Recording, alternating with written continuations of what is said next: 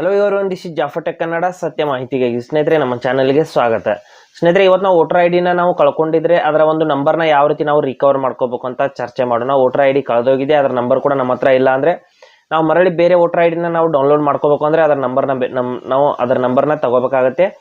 ಯಾವ ರೀತಿ ನಾವು ಅದರ ನಂಬರ್ನ ತಗೋಬಹುದು, ಅದು ಕೂಡ ಯಾವುದೇ ರೀತಿಯಲ್ಲಿ ಅದರ ನಂಬರ್ ಒಂದು ಅದರ ಫೋನ್ ನಂಬರ್ ಲಿಂಕ್ ಇಲ್ಲದೆ ಇದ್ರೂ ಕೂಡ ಆ ಒಂದು ವೋಟರ್ ಐಡಿಗೆ ಫೋನ್ ನಂಬರ್ ಲಿಂಕ್ ಇಲ್ಲದೆ ಇದ್ರೂ ಕೂಡ ಯಾವ ರೀತಿ ನಾವು ಅದರ ಒಂದು ವೋಟರ್ ಐಡಿ ನಂಬರ್ನ ತಗೊಳ್ಳೋದು ಅಂತ ನಾನು ಸಂಪೂರ್ಣವಾಗಿ ಇವತ್ತು ಹೇಳ್ತೀನಿ.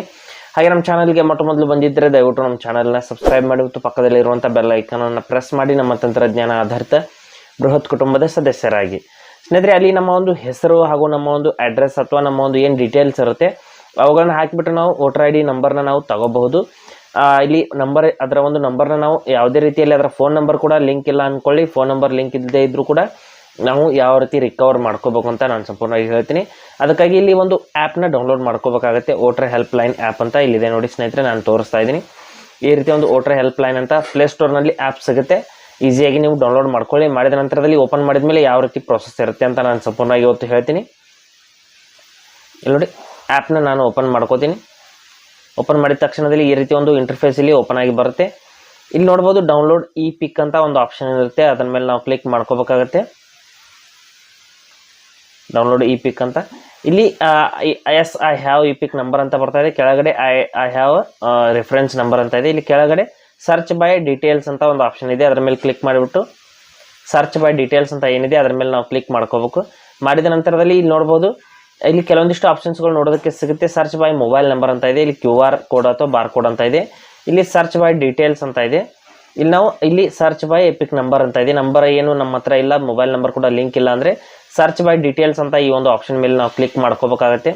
ಮಾಡಿದ ನಂತರದಲ್ಲಿ ಇಲ್ಲಿ ನಾವು ಏನು ಮಾಡ್ಬೇಕು ಅಂದರೆ ಅದರಲ್ಲಿ ನಾವು ಯಾವ ರೀತಿ ಹೆಸರಿದೆ ಅಂತ ಅದರ ಸೇಮ್ ಟು ಸೇಮ್ ಹೆಸರನ್ನ ಇಲ್ಲಿ ಎಂಟರ್ ಮಾಡಬೇಕು. ಫಸ್ಟ್ ನೇಮ್ ಹಾಗೂ ಲಾಸ್ಟ್ ನೇಮ್ ಹಾಗೂ ಇಲ್ಲಿ ಕೆಳಗಡೆ ರಿಲೇಟಿವ್ ನೇಮ್ ಅಂತ ಇದೆ.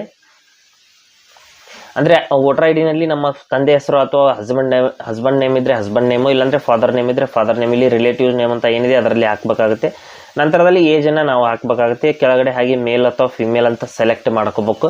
ಮಾಡಿದ ನಂತರದಲ್ಲಿ ಇಲ್ಲಿ ಸ್ಟೇಟನ್ನು ರಾಜ್ಯವನ್ನು ಸೆಲೆಕ್ಟ್ ಮಾಡ್ಕೋಬೇಕು, ಹಾಗೆ ಜಿಲ್ಲೆಯನ್ನು, ಹಾಗೆ ಇಲ್ಲಿ ಅಸೆಂಬ್ಲಿ ಅಂದರೆ ನಮ್ಮ ಒಂದು ಯಾವ ಒಂದು MLA ಕ್ಷೇತ್ರ ಬರುತ್ತೆ ಅದನ್ನು ಕೂಡ ಸೆಲೆಕ್ಟ್ ಅಥವಾ ನಮ್ಮ ತಾಲೂಕನ್ನು ನಾವು ಸೆಲೆಕ್ಟ್ ಮಾಡ್ಕೋಬೇಕಾಗುತ್ತೆ. ಮಾಡಿದ ನಂತರದಲ್ಲಿ ಇಲ್ಲಿ ನೋಡಿ ಎಲ್ಲ ಡೀಟೇಲ್ಸ್ನ ನಾನು ಫಿಲ್ ಮಾಡಿದ್ದೀನಿ. ಮಾಡಿದ ನಂತರದಲ್ಲಿ ಇಲ್ಲಿ ಕೆಳಗಡೆ ಸರ್ಚ್ ಅಂತ ಒಂದು ಆಪ್ಷನ್ ಇದೆ, ಅದರ ಮೇಲೆ ಕ್ಲಿಕ್ ಮಾಡ್ಕೋಬೇಕಾಗುತ್ತೆ. ಮಾಡಿದ ತಕ್ಷಣದಲ್ಲಿ ನೋಡ್ಬೋದು ನಮ್ಮ ಒಂದು ಡೀಟೇಲ್ಸ್ ಕರೆಕ್ಟ್ ಆಗಿದ್ದರೆ ಇಲ್ಲಿ ನಮ್ಮ ಒಂದು ಸಂಪೂರ್ಣವಂತ ಡೀಟೇಲ್ಸ್ ಅನ್ನೋದು ಓಪನ್ ಆಗುತ್ತೆ. ಇಲ್ಲಿ ಸಂಪೂರ್ಣವಾಗಿ ನಮ್ಮ ಒಂದು ವೋಟರ್ ಐಡಿ ನಂಬರು ಹಾಗೆ ಅದರ ಡೀಟೇಲ್ಸ್ ಎಲ್ಲ ಇಲ್ಲಿ ಓಪನ್ ಆಗಿ ಬರುತ್ತೆ. ಇಲ್ಲಿ ನೋಡ್ಬೋದು ಈ ನಂಬರ್ನ ನಾವು ತಗೋಬಹುದು, ಇಲ್ಲಿಂದ ಸ್ಕ್ರೀನ್ಶಾಟ್ ತೆಗೆದು ಇಟ್ಕೋಬಹುದು.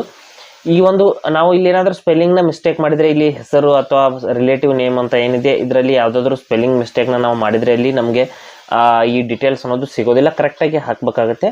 ಈ ರೀತಿ ನೀವು ವೋಟರ್ ಐಡಿ ನಂಬರ್ನ ಅಥವಾ ವೋಟರ್ ಐಡಿ ಡೀಟೇಲ್ಸ್ನ ಇಲ್ಲಿ ತಗೋಬಹುದು. ನಿಮ್ಮ ಕೇವಲ ಒಂದು ಹೆಸರನ್ನ ಅಥವಾ ನಿಮ್ಮ ಡೀಟೇಲ್ಸ್ ಹಾಕೋದ್ರ ಮೂಲಕ ನಿಮ್ಮ ವೋಟರ್ ಐಡಿ ನಂಬರ್ನ ನೀವು ರಿಕವರ್ ಮಾಡ್ಕೋಬಹುದು. ಹಾಗೆ ಸ್ನೇಹಿತರೆ, ಕೊಟ್ಟಿರೋ ಮಾಹಿತಿ ಸಂಪೂರ್ಣ ಮತ್ತು ನಿರೂಪಣೆ ಮಾಡಿದೆ, ಶೈಲಿ ಉತ್ತಮ ಅಂತ ಅನಿಸಿದರೆ ವಿಡಿಯೋನ ಲೈಕ್ ಮಾಡಿ ಮತ್ತು ನಿಮ್ಮ ಸ್ನೇಹಿತರಿಗೂ ಕೂಡ ಶೇರ್ ಮಾಡಿ. ಹಾಗೆ ಇದ್ರ ಬಗ್ಗೆ ಸಮಸ್ಯೆಗಳು ಡೌಟ್ಗಳಿದ್ರೆ ಕಮೆಂಟಲ್ಲಿ ಅವಶ್ಯವಾಗಿ ತಿಳಿಸಿ. ಮುಂದಿನ ವಿಡಿಯೋದಲ್ಲಿ ಮತ್ತೊಂದು ಹೊಸ ವಿಷಯದೊಂದಿಗೆ ಇದೇ ಇರ್ತೀನಿ, ಮುಂದೆ ಬರ್ತೀವಿ. ಎಲ್ಲಿವರೆಗೂ ಟೇಕ್ ಕೇರ್.